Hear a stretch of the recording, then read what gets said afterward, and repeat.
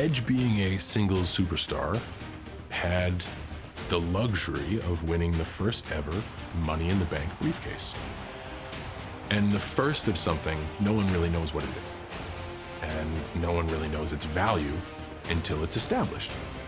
So Edge has this briefcase that is supposedly guarantees him a championship match. And precedent had never been set.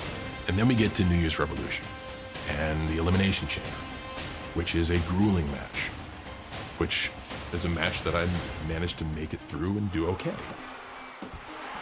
Here is your winner, John Cena! And then I hear music. You think you knew me? And then I hear that there's gonna be another match, and it's gonna happen right now. And it's with a fresh Edge who cashes in the Money in the Bank briefcase to take the championship from me that I just earned. Not only did it seem unfair, but it was more than just a loss. It was a loss of a lot of momentum. There's always something at stake. It's either the championship or you're next in line. So you've just gone through this thing, put yourself in tremendous physical harm for a yield for this opportunity. And the next stop is WrestleMania. Survive the chamber, cross your fingers for the Rumble. I'm going.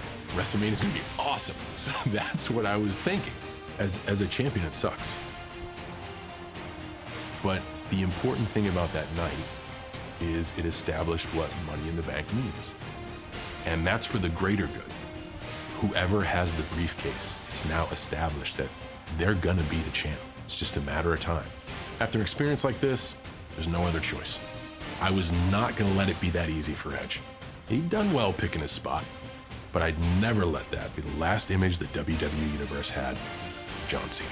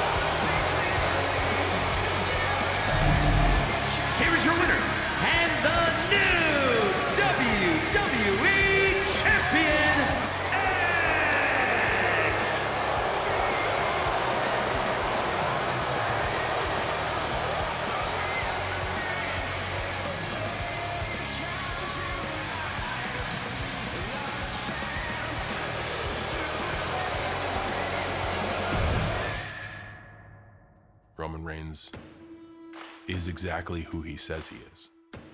I think a lot of folks don't like to hear it from Roman because of the arrogance that he says it with, but you gotta believe it. He proves himself each and every night.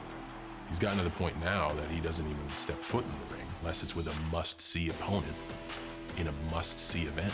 Me, I'll take any match. Give me the first one, give me the middle, give me the last. I don't just put me in the ring.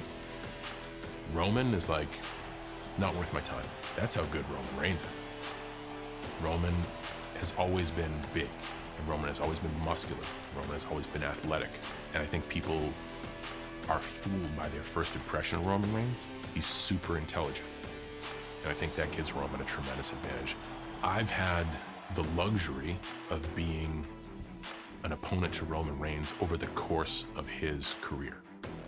And I could see it go from new underdog to peer to superior. Roman has failed a lot, but the guy doesn't quit.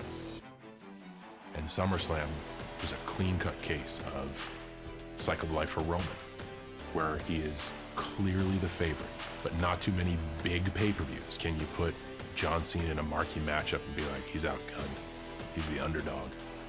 This SummerSlam matchup with Roman Reigns, this specific one, that's absolutely what happened. Whereas any one of our matches in the past, you can see he was not yet there. SummerSlam 2021, not only was he there, he was polished and surgical. At this point in my career, it'd be easy to rest on my laurels. Come on, I'm wearing a tie. But having somebody like Roman Reigns, somebody I've yet to defeat, that pushes me. Maybe we lock horns again one day. Maybe we don't. Coming up short at SummerSlam, that wasn't the end for me.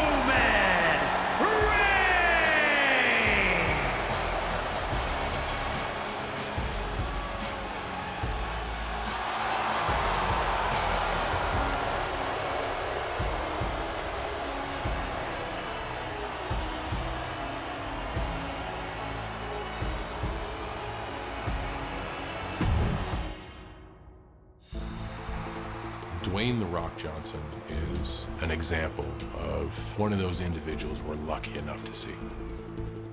The match between myself and The Rock was a wish list for me. And the template I used for this was a by any means necessary template. I have a legitimate beef with Dwayne Johnson. The first time he got a taste of the bright lights of Hollywood, he was out of here faster than I could say, Rocky, don't go. This guy has gone to another universe. The only way I can lasso him back, make as much noise as I can, and call this guy out for being a fraud. The people's champ. He's never with the people. Rock, your words are see-through. We got the WWE Universe to be part of a magical moment. The WWE has gone from the dominant and iconic, can you smell what The Rock is cooking, all the way to, you can't see me. You can see when two people are like this for real. And I think that was undeniable with The Rock and I. The Rock says we do something that's never been done before. The Rock says we make the biggest matchup of all time. WrestleMania 28, John Cena versus The Rock.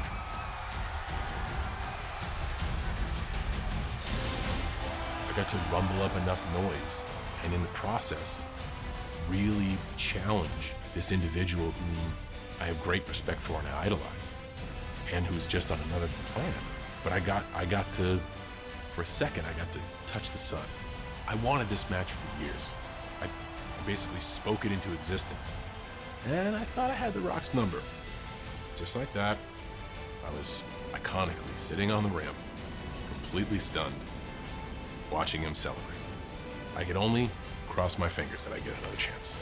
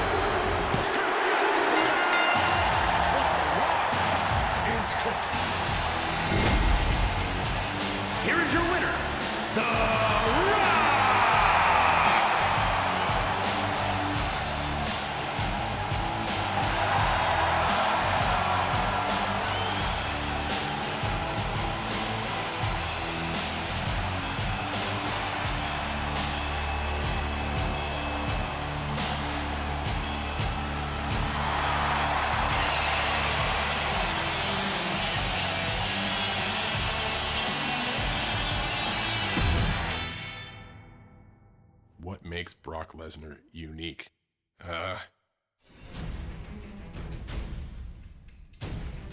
The most intimidating first impression of any human being ever. This guy's a bad dude.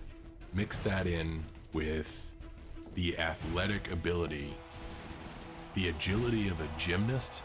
He's built like a bank vault, and he has the power of a diesel truck. Brock is the one guy who will just take what he wants. Brock walked on to pro football after not having played a down in high school and made the team. And they made the team and they wanted to ship to Europe. He's like, nope, I'm going to the MMA. And then went into mixed martial arts and dominates. And then he comes back to WWE. What was the conversation like among WWE superstars? Do we have enough underwear? Because I'm gonna need a change of shorts. Man, you don't wanna be across the ring from that dude with that look in his eye. You don't wanna be there. Nothing you can do. You need luck. You need luck, you need timing, you need moons to line up to be able to get one over on him. Because Brock functioning as Brock is unstoppable. In the arena, he's unstoppable. Settle in. It's for the WWE World Heavyweight Championship. Cena, Lesnar, the biggest fight of the summer. Fine. Brock Lesnar kicked my ass at SummerSlam in 2014. There's no hiding from it. But, you know, I still managed to walk away with my head held high. Because that match, more than any other match in my entire career, that is the night I think I proved that I would never, ever give up. I fought Brock with everything I had until there was simply nothing left. They say that when they're talking about the heart somebody showed, well, that means they got their butt kicked. Okay, still showed a lot of heart. Never give up.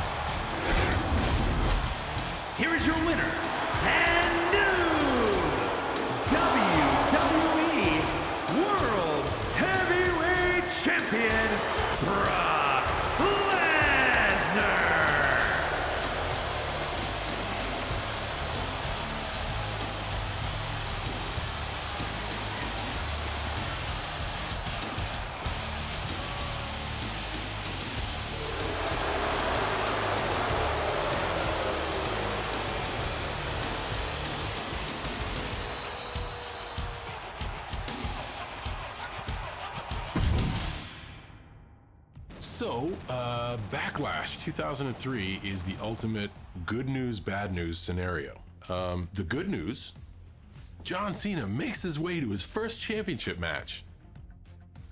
The bad news, your opponent's Brock Lesnar. But if you want the championship, you got to try to climb the mountain. And I was really, really excited for that match. I think that was still where my youthful enthusiasm got in the way of genuine perspective. But once again, when you're essentially a startup, everything is a win. Everything in that direction is a win. So it was really good to be able to have a championship match and be thought of as somebody who could start to be considered for that conversation.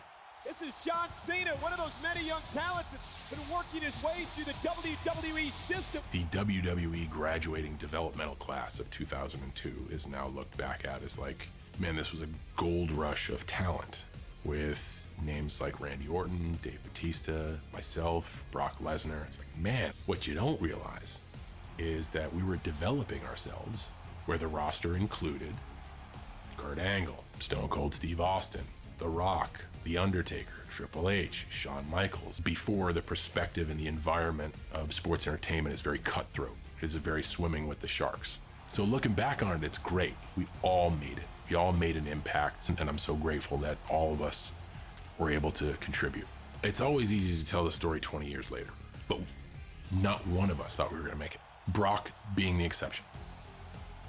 That loss really hurt because I didn't know when I'd get another chance. I didn't know if I'd get another chance at becoming a WWE champion. You never know in this business. Anything can happen in the WWE, that's a fact. It was a gut punch, but I had to accept that I'd done my best and I come up short. And I just have to try again later. If I got that opportunity again, I would do everything in my power to take advantage of it.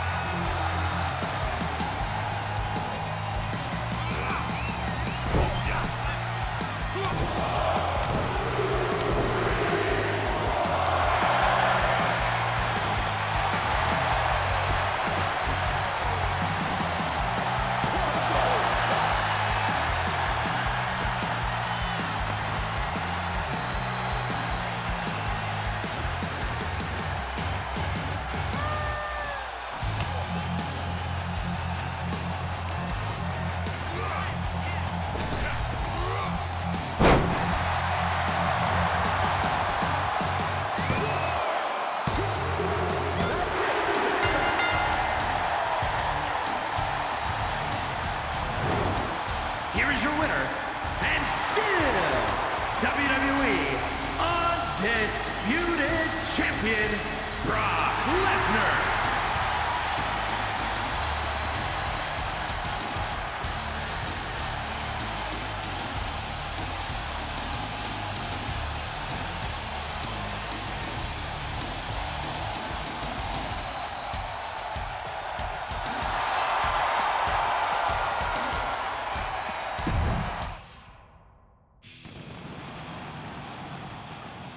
I think with Batista, you see this mountain of an individual, over 6 feet, 300 pounds plus, tattoos, shaved head.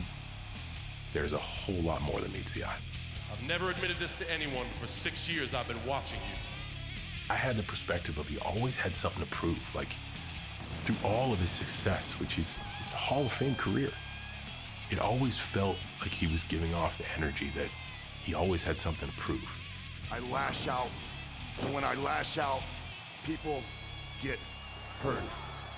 I've had a lot of matches with Batista, and I think all of them mean something, because anytime you get two performers that are at a level of success, both Batista and John Cena were loved by the audience.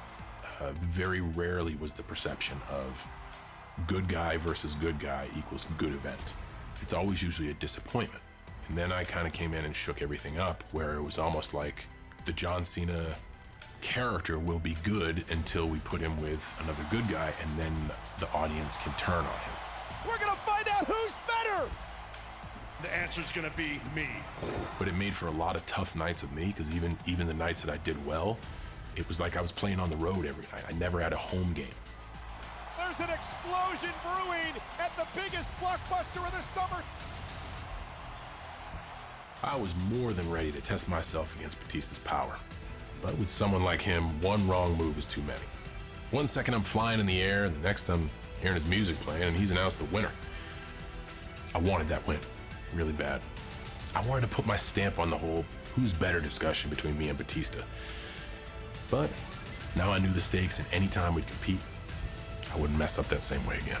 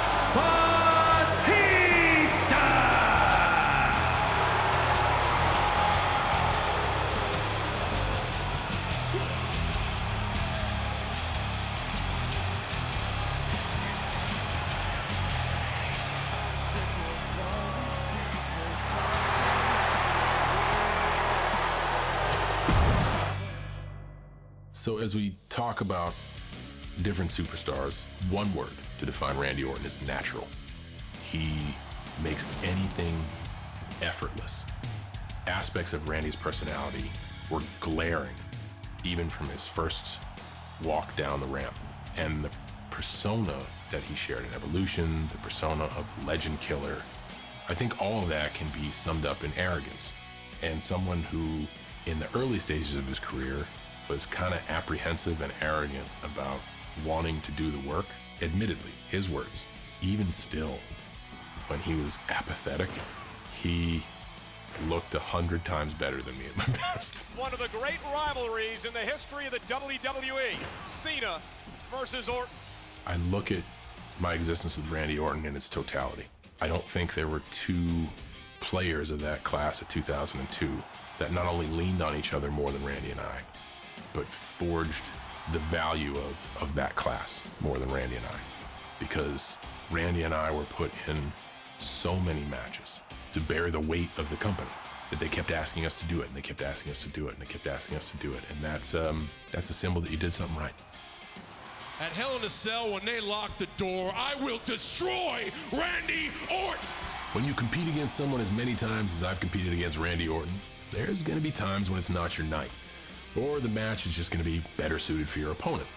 The cell itself, Randy Orton knows how to use it to his advantage.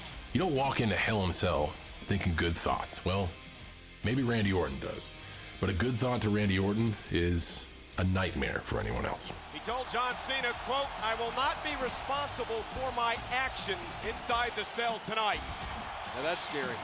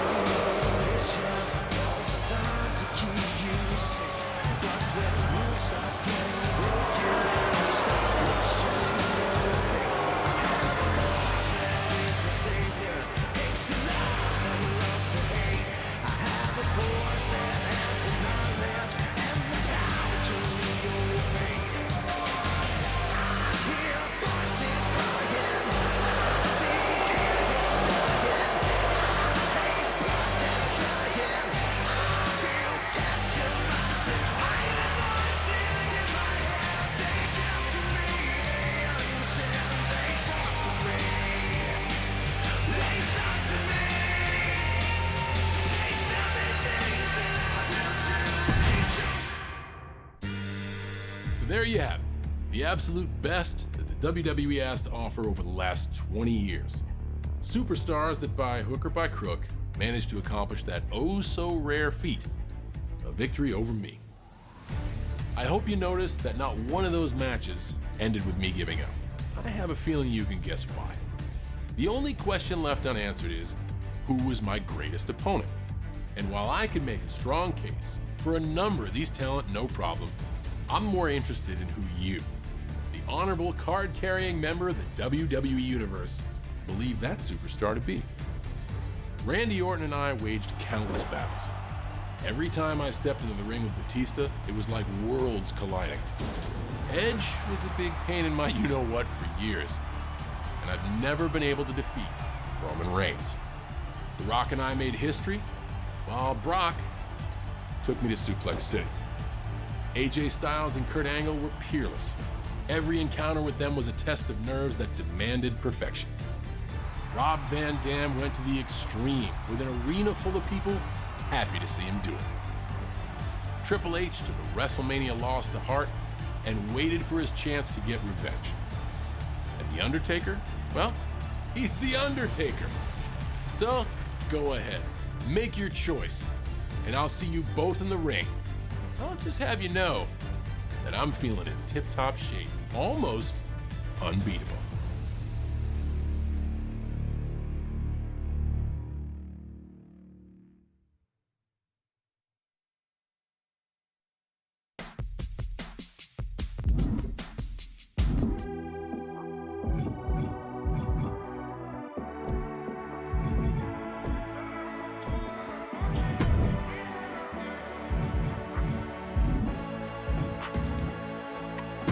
Club con el combo, rápido la vi lejos. Se pintaba los labios y la copa como espejo. Se acercó poco a poco y yo queriendo que me baile. Luego me dijo, vamos que te enseño buenos aires. Y nos fuimos en una, empezamos a la 1. Y con la nota rápido nos dieron las 3. Perreamos toda la noche y nos dormimos a las 10. Ando rezando la Dios para repetirlo otra vez. Fuimos en una, empezamos a la 1. Y con la nota rápido nos dieron las 3. Perreamos toda la noche y nos dormimos a las 10. Ando rezando la Dios para repetirlo otra vez. Dime, beba, fecha y ahorita paso a buscar. Yo le llego donde los demás, tú sabes que no le llegan. Ruido de botella de champán de las copas al brindar.